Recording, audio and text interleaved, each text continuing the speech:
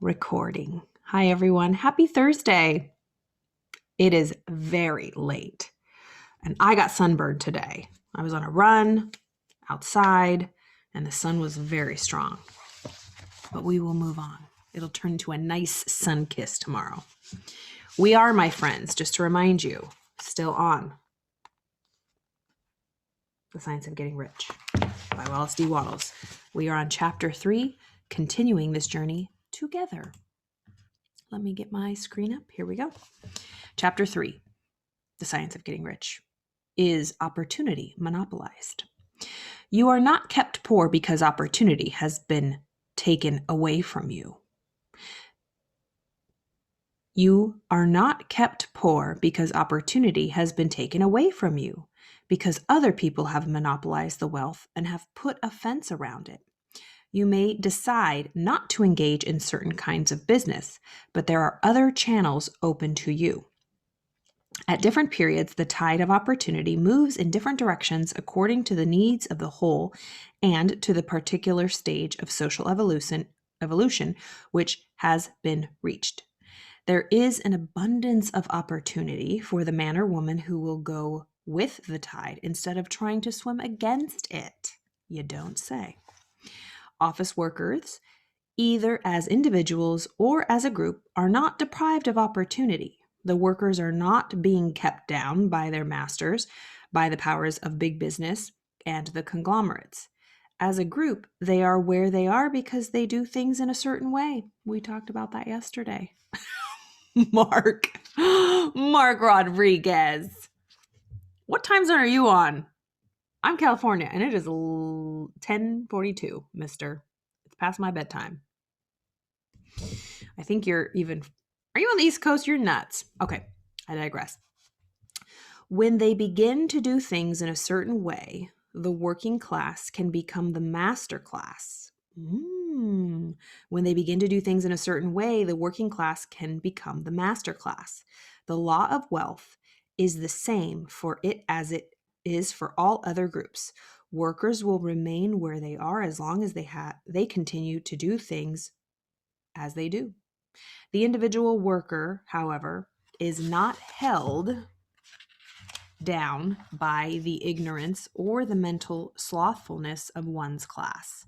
This individual can follow the tide of opportunity to riches. This book will create conscious awareness of the great secret to life. No one is kept in poverty by a shortness in the supply of riches. There is more than enough for all. There is more than enough for all. A palace as large as the capital of Washington could be built for every family on earth from the building material available in the United States alone. Under intensive cultivation, this country could produce enough wool, cotton, linen, silk, and food to clothe and feed each person in the world. The visible supply is practically inexhaustible. The visible supply is practically inexhaustible. And the invisible supply really is inexhaustible.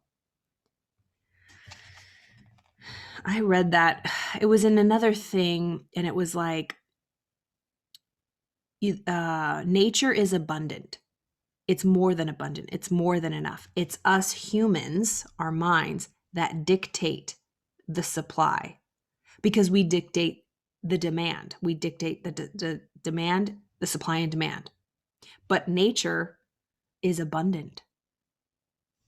We're the ones that put the cap on it. Because listen, no one is kept in poverty by a shortness in supply of riches. There is more than enough for all. A palace as large as the capital of Washington could be built for every family on earth from the building material available in the United States alone. Under intensive cultivation, this country could produce enough wool, cotton, linen, silk, and food to clothe and feed each person in the world. The visible supply is practically inexhaustible, and the invisible supply really is inexhaustible.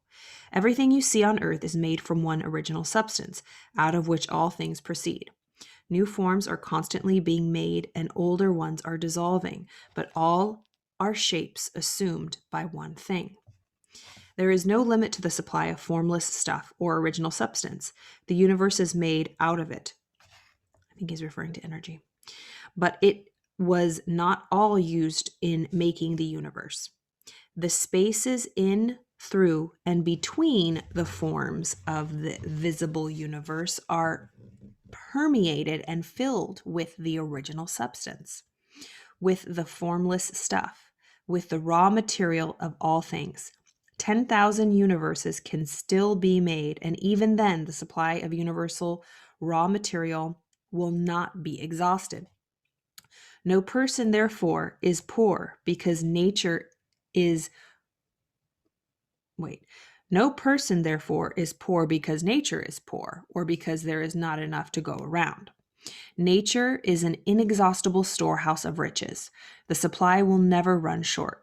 Original substance is alive with creative energy and is constantly producing more forms. When the supply of building material is exhausted, more will be produced. When the soil is exhausted so that foodstuffs and materials for clothing will no longer grow upon it, it will be renewed, for more soil will be made. When all the gold and silver has been dug from the earth, if human beings are still in such a stage of social development as to need gold and silver, more will be produced from the formless. The formless stuff responds to the needs of humans. The formless stuff responds to the needs of humans. It will not let them be without any good thing. I was just thinking of this today. I was running, and there's a lot of orange groves around where I'm staying right now. And just thinking about, we are told by the message of fear when it comes to lack and scarcity. I was looking at, farming in this country really needs a facelift. I really want to bring back the FFA, Future Farmers of America, just agriculture, ag, because we really need farmers, and they have such a skill, and it's been handed down for centuries. And I feel like there's a lot of, stuff with just farming and food and safety and a lot of things that I'm ignorant about. But what I do know is that there's some messages that I hear about, soil being dried up of all the nutrients. And it made me fearful, like, oh my God, like, we're going to die because all the soil is just so ruined by all of the, pollutants or the Monsanto or whatever they call it. And I'm just thinking, you know what? The world continues to, it will always bring new soil, rain and dirt and new soil. And if all the trees were chopped down, new trees can grow. I mean, unless we blow a nuclear bomb and ruin everything to dust, so, but in general, we are fed the lie of fear that once things are gone, they'll never be here again. But nature is abundant. It's always like us, our skin, we're always regenerating. If we take care of ourselves in a healthy way, it is always life-giving and regenerating. Life is miraculous, and so is the earth, everything. But I think we're fed out of fear so that we'll, go along with certain things or put our money into certain things. It's people, it's human beings that unfortunately can at times, not everybody, but manipulate things for ulterior motives. So I just love this. Nature is an inexhaustible storehouse of riches. The supply will never run short. Original substance is alive with creative energy and is constantly producing more forms. When the supply of building materials is exhausted, more will be produced. When the soil is exhausted so that foodstuff and materials for clothing will no longer grow upon it, it will be renewed, for more soil will be made. When all the gold and silver has been dug from the earth, if human beings are still in need of gold and silver, more will be produced from the formless. The formless stuff responds to the needs of humans. It will not let them be without any good thing. This is true of man collectively. The race as a whole is always abundantly rich. If individuals are poor, it is because they do not follow a certain way of doing things, which makes the individual person rich. The formless stuff is intelligent. It is material which thinks. It is alive and is always impelling toward more life. Yes. Have you ever, if I ever wonder if, I don't blink my eyes, I don't beat my heart, I don't digest my food. There is an intelligence, if it's programmed, whatever you want to call it. But even if you've just watched a plant that reaches towards the sunlight, there's just like that natural intelligence within the DNA of plant life, of human life, an embryo, in the gestation period being made into a human, like the nails and the brain and the eyeballs. It's miraculous. Nature knows what it's doing. We're the ones that get in the way. The formless stuff is intelligent. It is material which thinks. It is alive and is always impelled toward more life. It is the natural and inherent impulse of life to seek to live more. It is the nature of intelligence to enlarge itself and the quality of consciousness to seek to extend its boundaries and find fuller expression.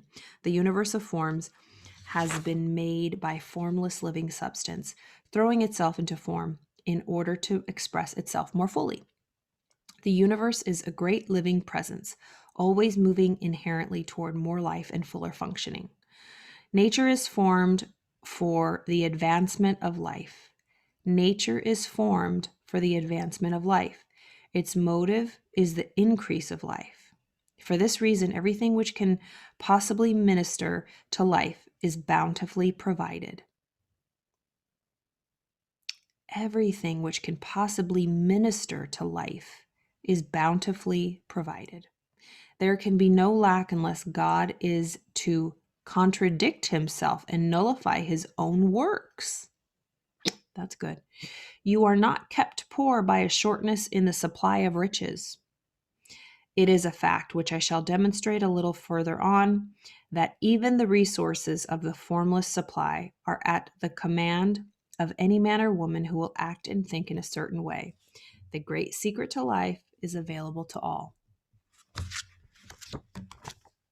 I'm really glad I decided to read this. This is, such a good read. The Science of Getting Rich. Like I said, I'm reading the whole thing this week and next week, and I hope you enjoy it. If you missed any, you can always go back in here and watch all the videos per usual. Otherwise, I will see you guys all tomorrow. Have a wonderful night.